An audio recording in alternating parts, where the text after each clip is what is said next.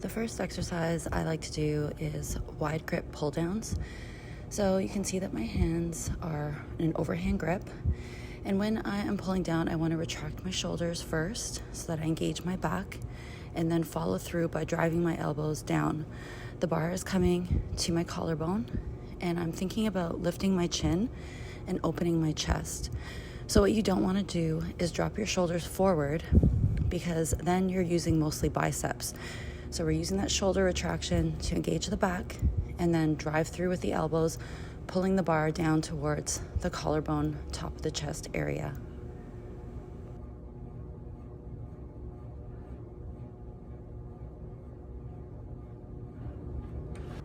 The next exercise is again a pull down, but I have my hands in an underhand grip and my hands are about shoulder width apart.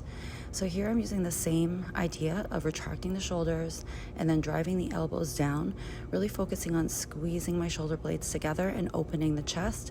So you want to imagine that you're puffing your chest through your arms, keeping your chin up, chest open, so that you get the best engagement through the back.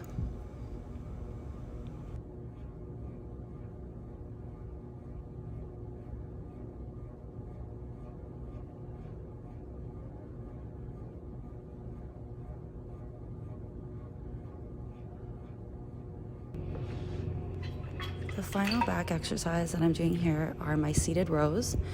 Now you'll notice that I'm using the same idea as the other back exercises where I am retracting my shoulders first to get my back engaged and then following through by driving my elbows back, squeezing my shoulder blades together, chest up, puffing my chest through my arms and keeping my chin up for the best engagement on my back. You can also do these bent over rows.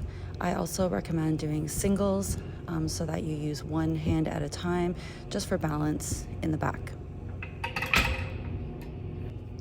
Now onto shoulders. So starting with side lateral raises, I don't want to use momentum here, so you'll notice I'm stopping at the bottom of the movement, coming up as high as I can without turning my thumbs up.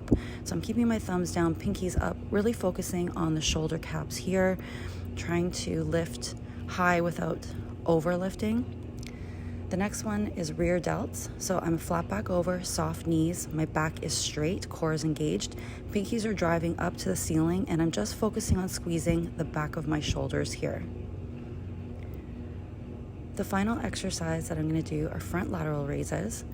So I'm going to use one of the dumbbells and I'm going to hold it in two hands with my thumbs sort of up and my pinkies down, and I'm just raising up to eye level. Again, I don't want to use momentum for any of these movements, so I'm thinking about keeping my core tight, reaching forward and up so that I'm not using my traps and just using the front of my shoulders.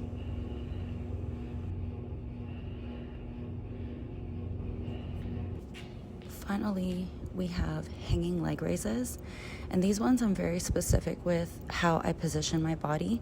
So I want to have my shoulders engaged, so I am drawing down and back in between the shoulder blades so that I'm not just hanging from my shoulders.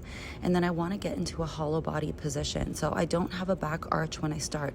I tuck my pelvis under, I engage my core right from the hang, and then as I drive my knees up, I'm doing a pelvic tilt. So I want to round up.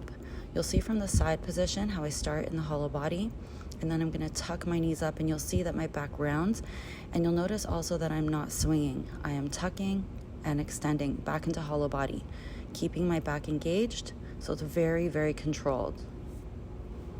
Hopefully these exercises help you on your pole journey, and of course there's so many more that you can do. These are just a few.